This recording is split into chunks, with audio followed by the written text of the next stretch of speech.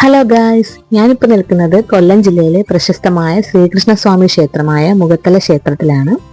ഇന്നിവിടുത്തെ തിരുവാഭരണ ഘോഷയാത്രയിൽ പങ്കെടുക്കാനാണ് ഞാനും എത്തിയിരിക്കുന്നത്. വളരെ മനോഹരമായ ഒരു അമ്പലമാണിത്.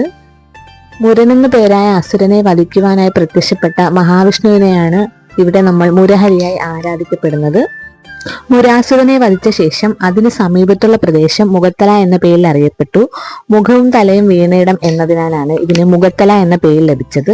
പുരാതനമായ കേരളീയ വാസ്തുവിദ്യയിലാണ് ഈ ക്ഷേത്രം നിർമ്മിച്ചിരിക്കുന്നത്.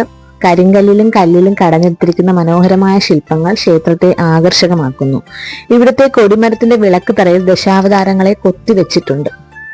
അങ്ങനെ ഞങ്ങളുടെ ചേച്ചിയുടെ വീട്ടിലോട്ട് പോയി. അവരും പറയൊക്കെ ഒരുക്കുന്നുണ്ടായിരുന്നു. അതിൽ പങ്കുചേരാൻ ഞാനും കൂടി. ഞങ്ങൾ മനോഹരമായിട്ട് പറയും പൂക്കളും വിഗ്രഹങ്ങളൊക്കെ വെച്ച് നല്ല രീതിയിൽ പറ ഒരുക്കി. ഒരു വർണ്ണ വിസ്മയ കാഴ്ച തന്നെയാണ് നമുക്ക് ആ റോഡിൽ കാണാൻ സാധിച്ചത്. തെയ്യങ്ങളും ഫ്ലോട്ടുകളും ലൈറ്റ് സെറ്റിംഗ്സും ഗജവീരന്മാരുടെയൊക്കെ അകമ്പടിയോടെയാണ് തിരുവാഭരണം ക്ഷേത്രത്തിലേക്ക് എത്തിച്ചേരുന്നത്. ഇത് ഒരുപാട് വൈകിയാണ് എത്തിച്ചേരുന്നത്.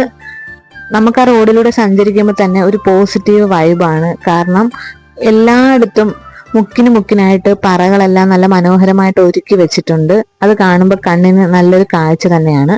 പിന്നെ ഞങ്ങൾ അമ്പലത്തിലോട്ട് ചെന്നപ്പം അവിടെ നല്ല രീതിയിലുള്ള ഭജന നടന്നുകൊണ്ടിരിക്കുകയായിരുന്നു. ഒരു പുതിയ രീതിയിലുള്ള ഭജനയാണ് എനിക്ക് ഫീൽ ചെയ്തത്. എല്ലാവരും എൻജോയ് ചെയ്ത് നല്ല രീതിയിൽ പാടുന്നുണ്ടായിരുന്നു. കാണാൻ തന്നെ ഒരു പ്രത്യേക ഭംഗിയായിരുന്നു. ഗജവീരന്മാരുടെയും താലപ്പൊലിയുടെയും വാദ്യഘോഷങ്ങളുടെയൊക്കെ അകമ്പടിയോടെ തിരുവാഭരണ ഘോഷയാത്ര ക്ഷേത്രത്തിലേക്ക് എത്തിച്ചേർന്നു. ഏകദേശം നേരം പുലർന്നിരുന്നു ഇത് എത്തിയപ്പോഴേക്കും. നല്ല രസമുണ്ടായിരുന്നു കണ്ടുകൊണ്ടിരിക്കാൻ. ശബരിമല ശ്രീ ധർമ്മശാസ്താവിന്റെ തിരുവാഭരണ ഘോഷയാത്ര കഴിഞ്ഞാൽ ഏറ്റവും കൂടുതൽ ദൈർഘ്യമുള്ള തിരുവാഭരണ ഘോഷയാത്ര മുഖത്തലയിലേതാണ്.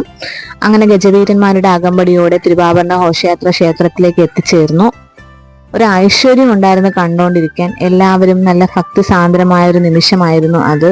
എല്ലാവരും ദൈവത്തെ വിളിച്ച് പ്രാർത്ഥിച്ചുകൊണ്ടിരുന്നു. മുഖത്തല മുരാരിയുടെ അപാരമായ ശക്തിയാണ് നമുക്കിവിടെ കാണാൻ സാധിക്കുന്നത്.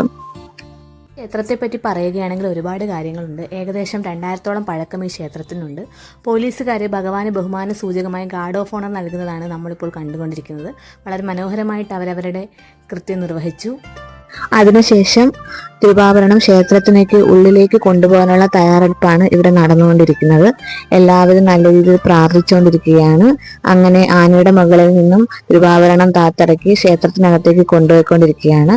അപ്പോഴേക്കും ആൾക്കാരെല്ലാം അങ്ങോട്ട് നീങ്ങി. ഞാനും നല്ല രീതിയിൽ പ്രാർത്ഥിച്ചു. അടുത്ത വട്ടം എനിക്കിവിടെ ഇതിൽ പങ്കുചേരാൻ ഭാഗ്യമുണ്ടാവണേ എന്ന് ദൈവത്തോട് പ്രാർത്ഥിച്ചു. ഈ വീഡിയോ ഇഷ്ടപ്പെട്ടാൽ ലൈക്ക്, ഷെയർ ആൻഡ് സബ്സ്ക്രൈബ്.